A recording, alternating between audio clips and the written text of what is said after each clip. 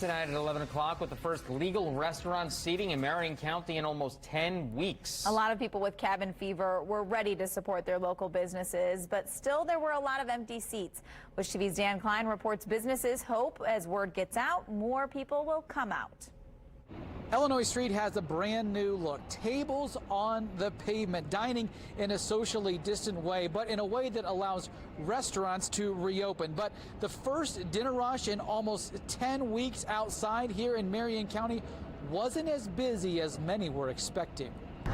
A moment worth capturing. Amanda Gargano and her family eating out together on the first night possible, even with the mask covering the paper menu. We were just excited that everything opened up again tonight, and we wanted to come downtown and eat outside. The sign at Buca de Beppo's says it all. We're back. And while the staff is wearing masks as required, few of the patrons are. Still, on night one, the first dinner rush on perhaps the nicest evening in the last 2 weeks, there are plenty of open tables to be had. It's a place now where the size of the hand sanitizer jugs rivals the size of the family-style portions. Because I missed 10 weeks of not eating out and being in the house, so we were excited that things were safe and things were open again. Another photo to remember, Kelvin Quang and his friends celebrating. They're now IUPUI graduates and just took their photos before dinner. Eating food at a restaurant, sitting down, it's a pretty weird experience for something that should be normal.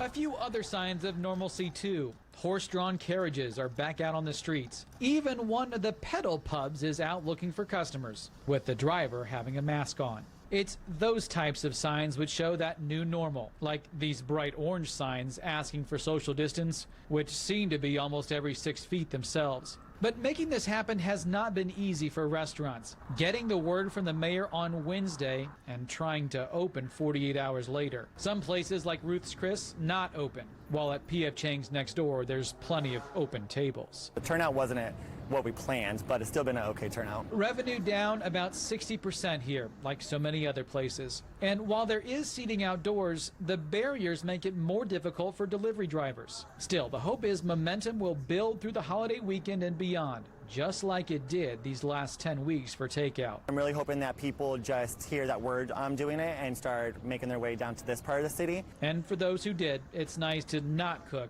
and not have to clean up afterwards. It does feel good. It's nice to get back to real life. As the sun has gone down, the people have come out. It's the busiest we've seen it downtown in months. But this has not been an easy process for restaurants, especially who are trying to suddenly call their staff back in less than 48 hours notice. A lot of those people don't have childcare available, especially with school out. Some people have also found new jobs. Now, a quick note on alcohol sales. It is allowed, but the bar itself has to be indoors, and then that alcohol brought outdoors to where people are sitting. Reporting downtown, Dan Klein, Wish TV, wishtv.com. Be sure to follow us on Facebook.